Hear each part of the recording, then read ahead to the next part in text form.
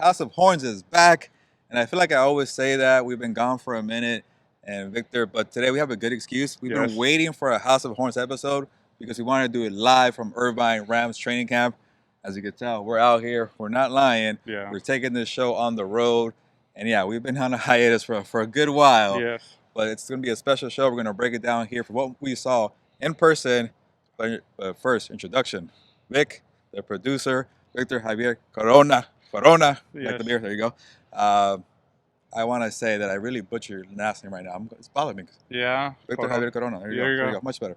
But Victor, how you doing? And being out here in person, how was it for Uh, you so far? it was good. It was good to see how everybody's doing. Like they turned over the roster, so it was just good to see the offensive line how they're progressing, the defense with all the rookies that they have on their team. It was just good to be out here and kind of see. I know we didn't get to see Aaron Donald. I know you'll get to it, but it was just a good experience just to get in there today and be here. Yeah, that's where I'll start here because we walked in here through the Irvine campus, UCI, and we see Aaron Donald there, with the cutoff T-shirt, showing out the biceps and all that, and he's next to the practice dummies. We're like, okay, he's not gonna practice a day Yeah. off, and you start walking more into the fields of here, UCI. No Rob Havenstein, Cooper Cup is hurt, as we know. We'll get into it. So there's a lot of veteran days off. So I felt like I chose the wrong day. I let you down, Victor Javier Corona, for bringing you here for a rest day at Rams camp. But then I started thinking about it. Glass half full approach. Yes. Matthew Stafford was out here, the quarterback. Yes. And we got to see how the arm is doing after a bunch of injuries last year. But the best thing that I felt like for us to kind of notice when in the NFL things won't be easy, right? No. You won't always have your Cooper Cup. You won't always have your Rob Havenstein, your wide No. receivers. But to have your rookie Puka Nacua, hopefully I got that Yes. right. You have Tutu Atwell, a younger player. You have a guy, Demarcus Robinson, who used to play with the Chiefs, right? Yes. Those are not really like star players in the NFL, but the NFL is never that easy. So to see that, get in repetition with those guys, what did you see from that standpoint with Stafford with the younger guys? Yeah, just how the connection is working between Stafford and Puka Nacua, as you talked about. I know we've heard great reports coming out of camp that they were working well, and now just to see it today, it was really good. Tutu Atwell was out there. We saw McCutcheon out there as well. So it was good to see him spread the ball around. But I think his favorite two targets, as what I saw, was Tyler Higbee Yeah. and Puka Nacua. That was his main targets. Yeah, and even talking to some of the beat reporters here at Rams camp, because I'm not here every day. I try to just stop by every now and then, and it's my first stop today, so I was learning, and I was like, "How about Puka? Is he here because Cooper Cup is not playing?" He's like, "No, when Cooper was out here, he was actually playing with the first team." So that tells you how good he's been. And for you, Victor, what was it that stood out about him? Because like I saw a lot of plays on the outside, even some stuff on the inside. If I'm being completely honest, he looked like Cooper Cup out there, like in number 17, if that makes any sense. But he was running the same routes that you see from Cooper Cup, and he was standing out, like he was catching everything. I think he only had like one missed drop, so that was about it. So that was good to see. Like I said, he just and he even had McVay, like he had him come over and he's like, "Hey, good job!" Like you could tell that he's excited about having him. I want to talk about the offensive line in a bit, but Yeah. let's touch on real quick on the Stafford point of view because, like I mentioned, like he was injured last year, and everybody kept saying, "Oh, don't worry about the elbow surgery. He needs to rest. They were in the Super Bowl. Don't worry about it." And it turned out to be a big issue. He couldn't throw the ball down the field. They weren't even if he wanted to, he couldn't take shots because the offensive line was that bad a year ago. Yeah. But just from him, from the performance standpoint, watching him out here, I know it's shorts and the training camps are meant for the offense to look better than the defense. And there was Yes. no Aaron Donald out there. The defense is going to be young, but just to see Stafford spread it around like that and still, be a high playmaker, that's a good sign, right? Yeah, no, my biggest thing was can he get the ball down the field? And you saw a couple of shots against, I think it was Tutu Atwell in the end zone. And then the rookie, number 4, was another guy. Yeah. And those were long passes. So that was also like, I was like, are they going to take it easy with him? Is he just going to do short passes? But no, he was letting it rip. So that was also good to see. And this is how bad I've been. I don't remember the guy's name, number 4, Yeah, San Diego State Stadium. rookie. Yes. He looked pretty good. And then also the other guy from last year's preseason, Lance McCutcheon, he had a couple plays too. Yes. But that kind of tells you, like, I know for Yeah, Lance right. last year, you got the name here, Victor. It's Braxton, is it Burmeister? There you go. That's why we have rosters Yeah, here. So that's a yes. good thing. But that tells you, like, I know last year McCutcheon was like he didn't really do much in camp, and when it came to preseason, he really like balled out.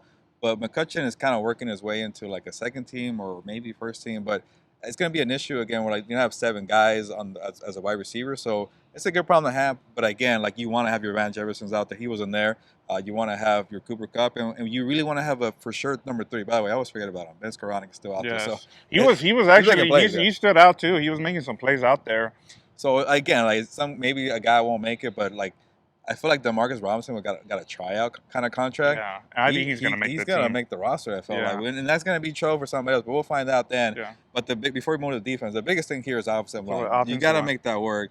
And just talking to people here, they're really happy with the progression of the rookie Steve Avila Yes. from TCU, second round pick. I want to say second round pick. And then like they're reshuffling and like they're really Yeah. trying to make it a competition. Like if you got paid like a Joe Noteboom, it doesn't matter. You're gonna go play guard while Alaric Jackson is playing left tackle. That's what happened today. Like that kind of Yes. tells you that Jackson has a lead. I feel like. And then Logan Bruss, he was trying to be a guard last year, but now he's a tackle. Yes. So Tremaine Ingram came back, and I think like whatever he did last year to impress the coaches, he's already having maybe a starting job. Like he's a front runner. So I don't know if that's a good thing or a bad thing. It's kind of like a similar thing like last year. Like you don't know what's gonna happen, but to me, it just feels like there's more depth and competition, and that could always help, right? Yeah, and also I think they learned from last year the fact that you don't want to have everybody injured, so they're playing guys all over the place, so be able to replace. As we saw, like I think the biggest thing was Joe Noteboom playing inside at guard. That was a big telltale because I thought he was going to either play one of the tackles, and he's not. So No, that'll be something to keep an eye on. that's a good point. The more you can do, the better. And after Yes. what happened last year, like it might never happen again for the Rams. 12 combinations in the first 13 games, but you got to try everything after what Yes. happened a year ago. But let's get over to the defense. And again, no Aaron Donald, but again, glass half full approach. You get to see this defense without Aaron Donald. Like you can't just rely on the guy to pick up a couple blocks for you because you just getting triple team, quadruple team, whatever it is. But seeing that defensive line like a Kobe Turner or a Byron Young, you still got a couple of familiar names: Ernest Jones, Jordan Fuller, Russ Yeast, Quentin Lake.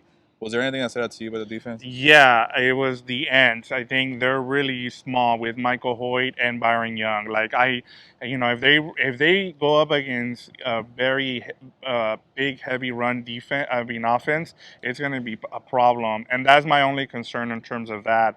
Outside of it being super young secondary, and with the linebackers, outside of Ernest Jones, as we were talking about, we don't know who the second or third linebacker is if they're playing a 4-3, if they or a 3-4, which we saw a lot. But in terms of the big guys inside, I was very impressed. They were actually stopping the run. So Yeah, yeah, and even on the other side, I saw a couple of long runs from Kyron Williams. So it's good competition to have.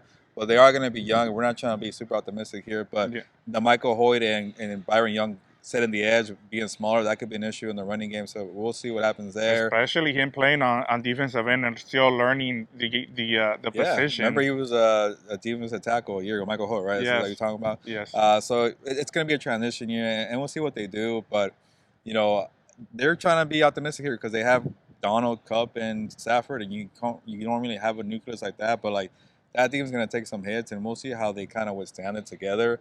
But check out my story by the way. Yes, make At sure. SI.com, I talked to Les Need, and then like we don't care what people are saying. So it's a different kind of era here. I don't know if you felt it, but like when you have that trio, like I just mentioned, like it's still that standard is still pretty high, and that could only help, right? Like as an example. Yeah, and I mean we've talked about this. You need those guys. You need big star power, especially in LA when you're competing with the Lakers and the Dodgers and everybody else for attention, and the Chargers up the road here. So it's this is the time where everybody's optimistic, but you also as we were talking about, you also get people who are like they kind of get into like the dropping catches and throwing interceptions, and so there's also that. I think right now it's just you're gonna take both sides of it. You're gonna be on your positive, and you're also gonna take the negative. And I think right now they're kind of even keel right now. That's why it's good to be here, like on kind of a sort of an off day, and then still have the starting quarterback go through that because like I go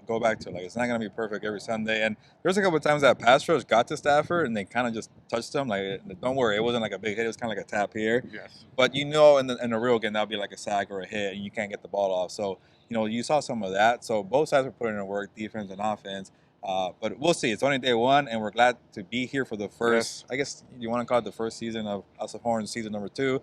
Being here in person was pretty cool.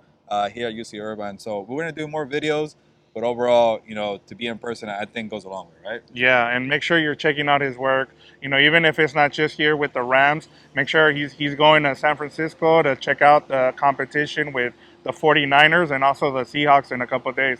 So stay locked in with Gilbert Manzano. Follow him along on that side because he's got you covered with the NFC West. That's a pro right there. That's an outro right there. So I'm gonna just end it there and have a good day.